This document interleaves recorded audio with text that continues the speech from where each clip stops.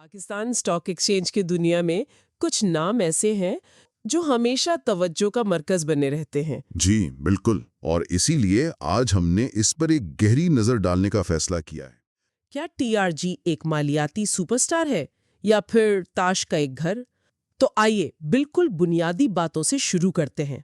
TRG Pakistan आखिर है क्या? पहली नजर में तो ये एक टेक्नोलॉजी और बिजनेस प्रोसेस आउटसोर्सिंग यानी बीपीओ कंपनी लगती है। जी आसान अल्फाज में ये वो कंपनियां होती हैं जो दूसरी बड़ी कंपनियों के लिए कस्टमर सर्विस या बैक ऑफिस का काम संभालती हैं, जैसे कॉल सेंटर्स वगैरह। लेकिन यहीं पर पहला और सबसे अहम नुक्ता छुपा हुआ है। टीआरजी पाकिस्तान बुनियादी तौर पर एक होल्डिंग कंपनी है। Holding company? जी, इसका अपना कोई बड़ा ऑपरेशन नहीं है। इसकी कदर और आमदनी का तकरीबन तमाम इन्हिसार इसकी एक गैर मुल्की associate company the resource group international limited यानी TRGIL में इसकी सरमायाकारी पर है। यानी टीआरजी पाकिस्तान खुद कोई प्रोडक्ट नहीं बनाती या कोई बड़ी सर्विस नहीं देती। इसकी हैसियत सिर्फ एक सरमायाकार की है जो दूसरी कंपनियों में हिस्सा रखता है। बिल्कुल दुरुस्त। आप इसे एक किस्म के वेंचर कैपिटल फॉर्म समझ सकते हैं जिसका सारा इन्हिसार अपने पोर्टफोलियो पर है। TRGIL के पास मजीद असासे हैं जिनमें आईबेक्स लिमिटेड, जो खुद एक बहुत बड़ी बीपीओ कंपनी है, और नेस्डैक पर लिस्टेड है। इसके अलावा एक मसनूई जहानत यानी AI का सॉफ्टवेयर बिजनेस भी शामिल है। ठीक है। लिहाजा जब हम TRG पाकिस्तान का तज्जिया करते हैं तो हम दरअसल उन ज़ेली असासों की कारकर्दगी और कदर को देख रहे होते हैं। ठीक है, तो अगर टीआरजी खुद कुछ नहीं करती बल्कि अपनी कीमत दूसरी कंपनियों से हासिल करती है, तो फिर इसकी माली रिपोर्ट में ये अरबों का मुनाफा कहाँ से नजर आ रहा है? आइए जरा इसके आदाद शुमार में गहराई में उतरते हैं। सबसे पहले इनकम स्टेटमेंट को देखते हैं। हेडलाइन नंबर्स क्या हैं? 30 सितंबर 2025 को खत्म होने वाली साहमाही में कंपनी ने 6.9 अरब रुपए का नेट प्रॉफिट दिखाया है। अगर हम इसका मुवाजना पिछले साल इसी अरसे से करें तो ये 2.4 अरब रुपए था।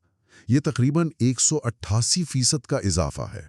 और यकीनन इसका असर अर्निंग्स पर शेयर यानी ईपीएस पर भी पड़ा होगा। EPS 4.41 रुपए से बढ़कर 12.59 रुपए हो गई है। कोई भी सरमायाकार ये आदादोशुमार देखकर यही सोचेगा कि कंपनी ने गैर मामूली कारकर्दगी दिखाई है। बिल्कुल। लेकिन तजुर्बा बताता है कि जब नंबर्स इतने अच्छे लगें तो सवाल पूछना जरूरी हो जाता है। ये 6.9 अरब रुपए का मुनाफा आ कहां से रहा है? क्या ये कंपनी के अपने रोजमर्रा के कामों से है? और यही वो सवाल है जो हमें कहानी की तह तक ले जाता है। इसका जवाब है बिल्कुल नहीं। अच्छा? अगर आप इनकम स्टेटमेंट को गौर से देखें तो कंपनी का ऑपरेटिंग लॉस 191 मिलियन रुपए है।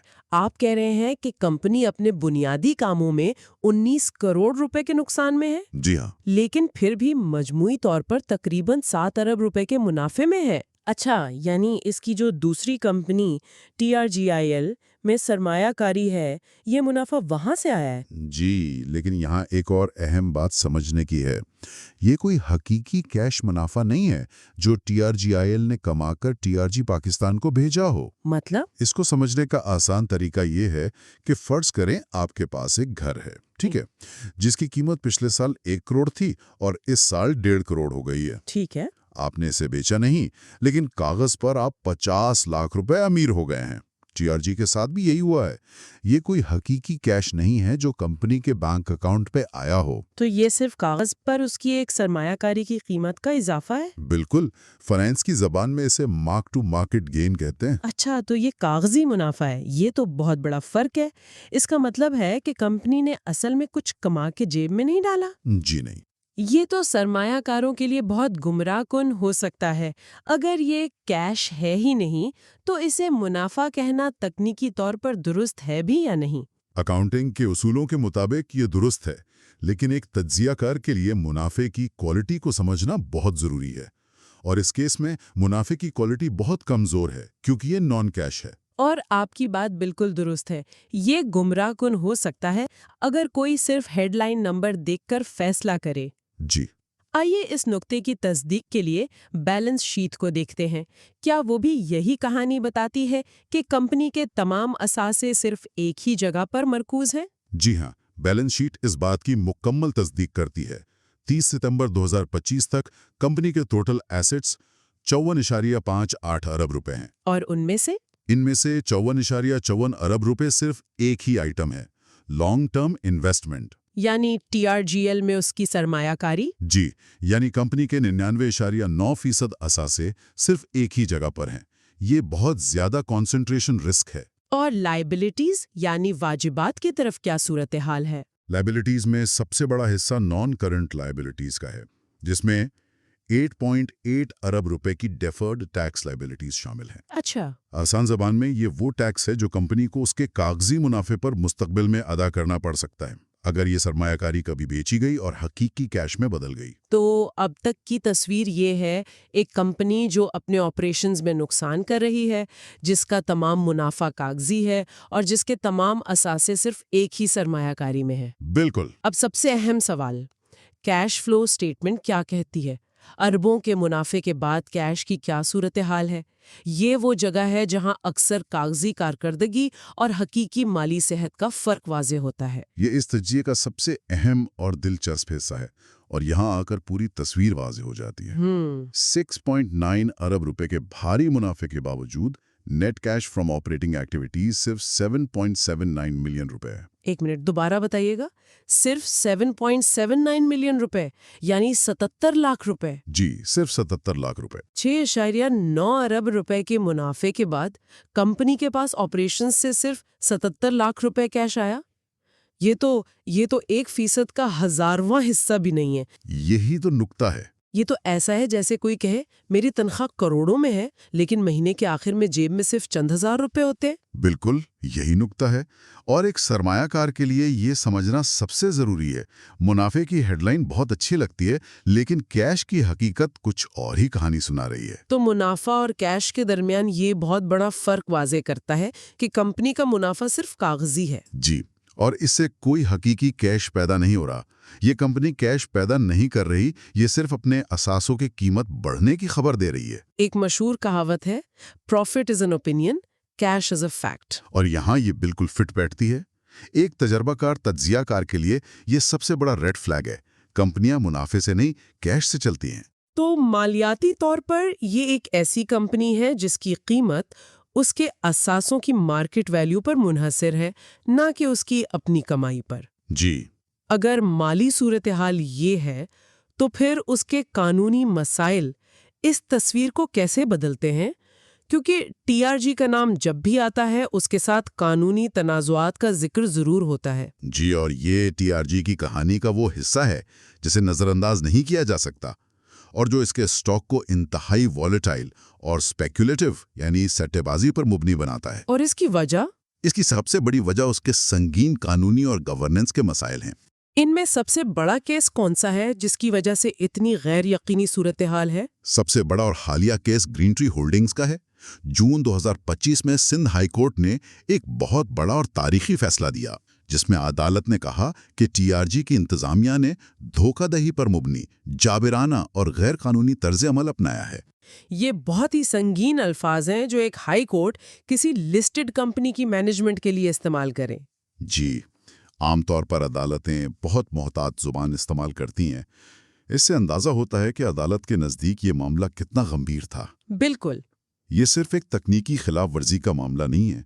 अदालत बुनियादी तौर पर कह रही है कि इंतजामिया ने शेयर होल्डर्स के साथ धोखा किया है।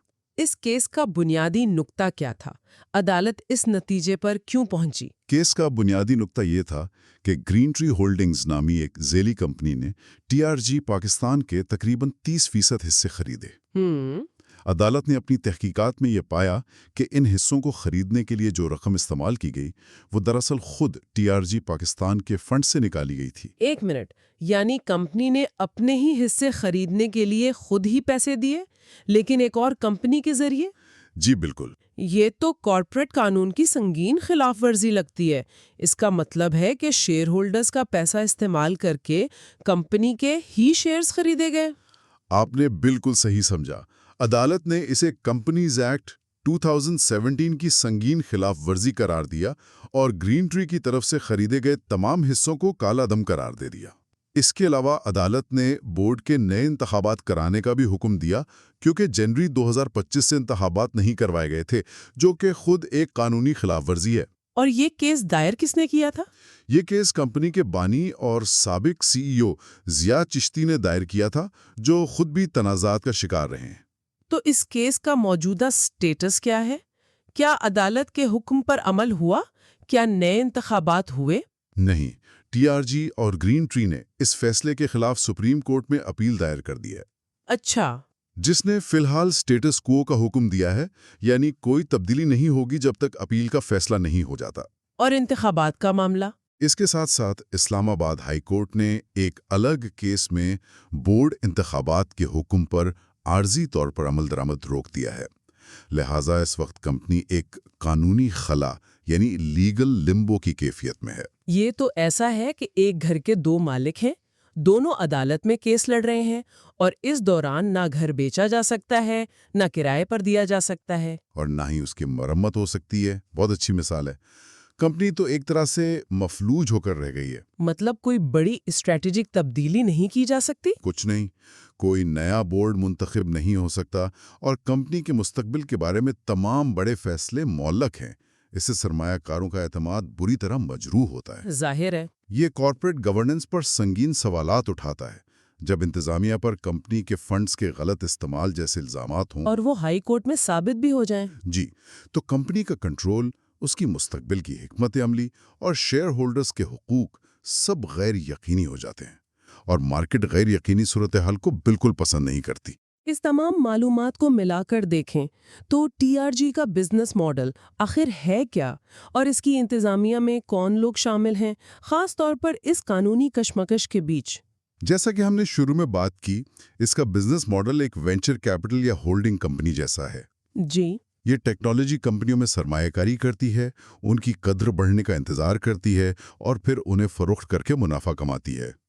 اس کی طاقت اس کے پورٹ فولیو میں موجود اثاثے ہیں، جیسے آئی بیکس، جس کی کارکردگی اچھی جا رہی ہے۔ اور اس کی کمزوری جو اب تک واضح ہو چکی ہے؟ اس کی سب سے بڑی کمزوری اس کی اپنی آپریشنل کارکردگی کی کمی اور شدید گورننس کے مسائل ہیں۔ اور انتظامیہ میں چیئرمین محمد اللہ خان خشکی اور سی ای او حسنین اسلم شامل ہیں، لیکن یہ قانونی تنازعات واضح کرتے ہیں کہ کمپنی کے کنٹرول پر ایک بڑی کشمکش جاری ہے، اور اصل اختیارات کس کے پاس ہیں یہ واضح نہیں ہے۔ تو آج کے تجزیے کا خلاصہ یہ ہے کہ ٹی آر جی پاکستان ایک بہت ہی پیچیدہ اور دوہری تصویر پیش کرتی ہے۔ جی، ایک طرف اس کے پاس کاغذ پر قیمتی اثاثے ہیں جن کی مالیت بڑھ رہی ہے اور جو بھاری منافع دکھا رہے ہیں، اور دوسری اور شاید زیادہ اہم طرف سنگین قانونی الزامات، کارپوریٹ گورننس کا بحران اور کمپنی کے مستقبل کے کنٹرول پر شدید غیر یقینی صورتحال ہے۔ کمپنی کی مالی صحت کا تمام تر انحصار اس کے اثاثوں کی مارکیٹ ویلیو پر ہے، جبکہ اس کے اپنے بنیادی ڈھانچے، کیش پیدا کرنے کی صلاحیت اور انتظامی شفافیت میں سنگین مسائل کی نشاندہی کی گئی ہے۔ اس تمام بحث کے بعد ہم اپنے سامعین کے لیے ایک اہم سوال چھوڑ کر جا رہے ہیں، اور وہ سوال یہ ہے، ایک سرمایہ کار ایسی کمپنی کی قدر کا اندازہ کیسے لگائے جس کے اثاثے بظاہر مضبوط اور قیمتی دکھائی دیتے ہوں، لیکن جس کی انتظامیہ کی ساخت اور شفافیت عدالتی جانچ پڑتال کی زد میں ہو؟ اثاثوں کی قیمت اور گورننس کے خطرے کے درمیان لکیر کہاں کھینچی جانی چاہیے؟